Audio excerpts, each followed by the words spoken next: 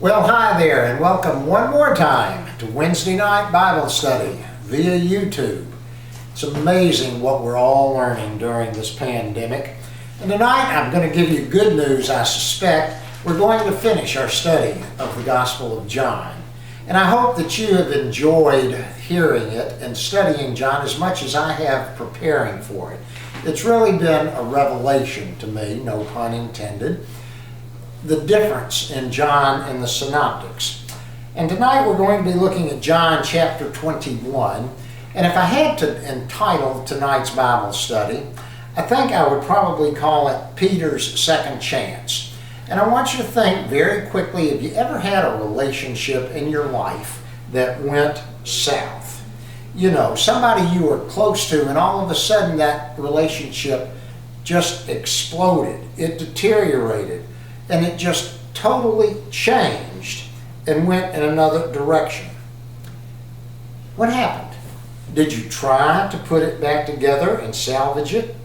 Did you try to restore it? And then, were you able to mend the relationship?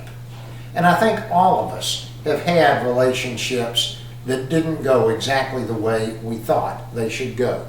So tonight, Peter's second chance to mend a relationship from John chapter 21. Later, Jesus showed himself to his followers again, this time at Lake Galilee. This is how he showed himself. Some of the followers were together: Simon Peter, Thomas, Nathanael, the two sons of Zebedee, and two other followers. And Simon Peter said, "I'm going to fish." And the others said, "Well, we'll just go with you." So they went out and got into the boat, and they fished that night, but caught nothing. Early the next morning, Jesus stood on the shore, but the disciples did not know it was Jesus. Then he called to them, "Friends, did you catch any fish?" And together they answered, "No." And Jesus said, "Throw your net on the right side of the boat, and you will find some." So they did, and they caught so many fish they could not pull the net back into the boat. The follower whom Jesus loved said to Peter, "It's the Lord."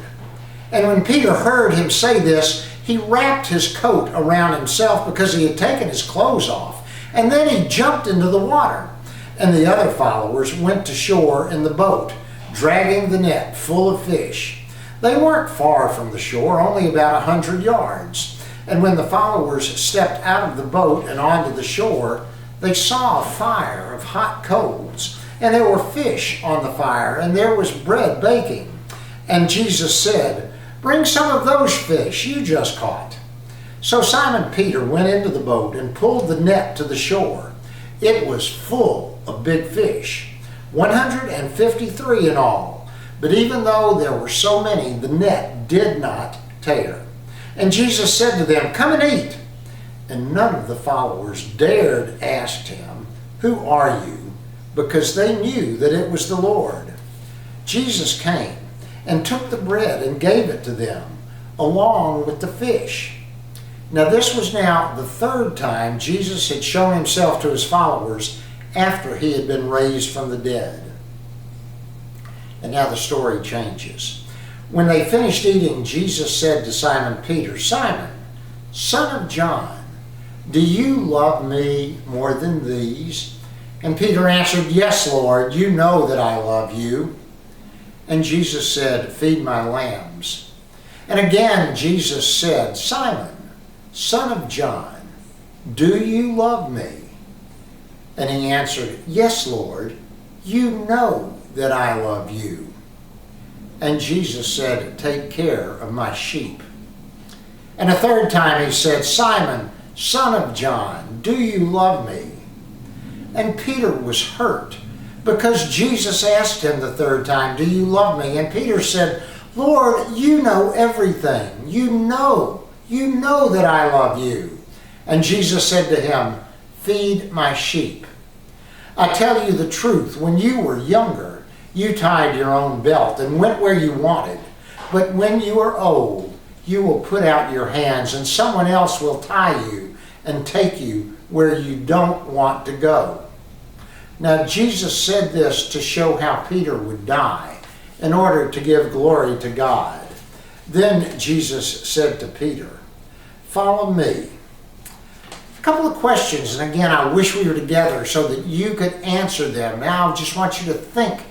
Use your heads. How would you answer them? And I'll offer a few suggestions, perhaps. First of these questions is, how did Jesus, or why did Jesus, reveal himself to his disciples the way that he did? And think about it. How did he reveal himself? He called to them, but they weren't sure who he was.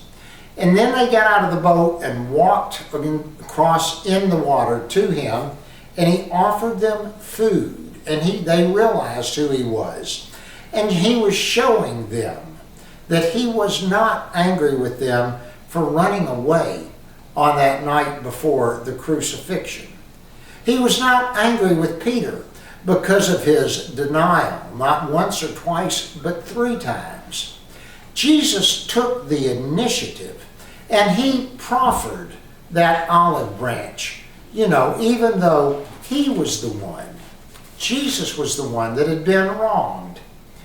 So Peter's reaction to seeing Jesus and what he did tells us something about Peter too. What it says is that Peter desperately wanted to restore the relationship with Jesus, who had been his best friend. He was in a hurry. He jumped out of the boat. He was in a hurry to get to Jesus. And guess what? He didn't wait for the others. They stayed in the boat and they rowed to the shore. Peter went by himself. I guess he wanted maybe just to be the first one. So what did Jesus do to salvage, to restore that relationship with Peter? Well, first of all, he fed him. Very simply fed him. He offered the fellowship of a meal. And then he offered him a chance to reaffirm his original feelings that Jesus was the Messiah. Reaffirm the fact that Peter believed with all of his heart that Jesus was the Son of God.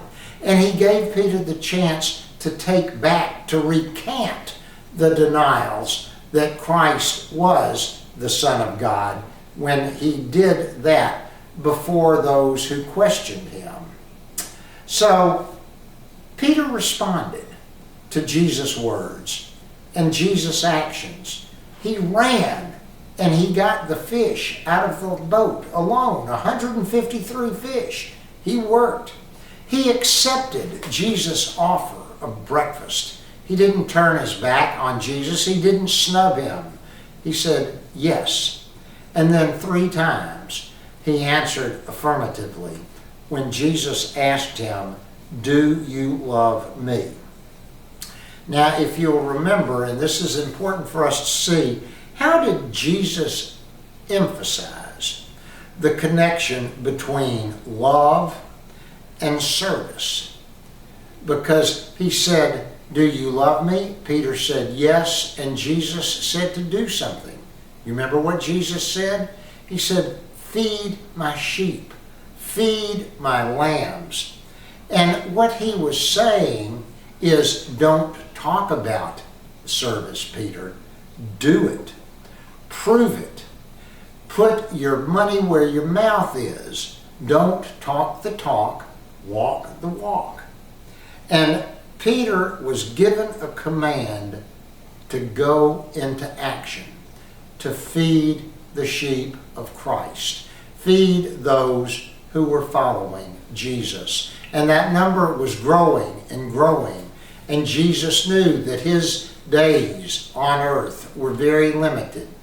And he's giving Peter and he's giving all the others a command. Take care of those that I'm leaving behind. I want to leave with you tonight kind of a paraphrase of the story that we've just read. Because we know that story very well and we've known it for a long time. But Max Lucado, and you know that I'm a fan of Max Lucado's, paraphrases it very well, and I think it puts it in words that we know. So listen, and I'll leave you with this tonight. The sun was on the water before Peter noticed it, a wavy circle of gold on the surface of the sea.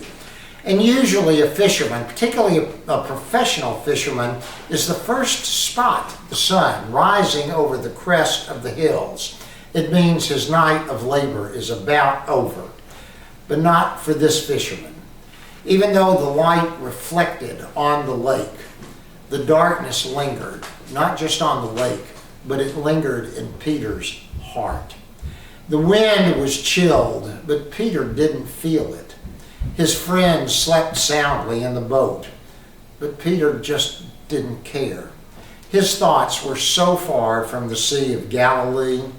His mind was in Jerusalem, reliving that anguished night that had happened just several nights before.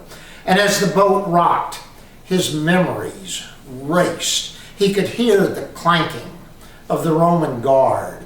He saw the flash of the sword and the duck of the head, and he saw Jesus' hand reach out to touch Malchus. And he heard Jesus' words when he rebuked Peter.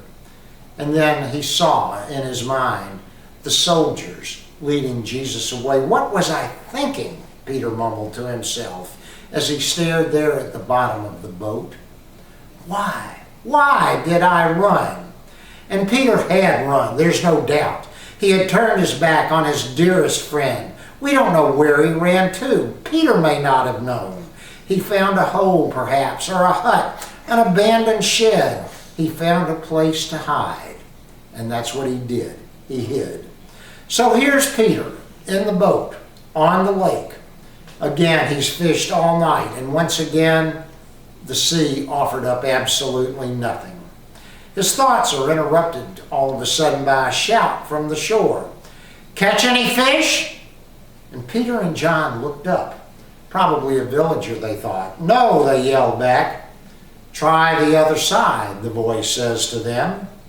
Well, what harm can it be? So out sails the net, and Peter wraps the rope around his wrist to wait. But there is no weight.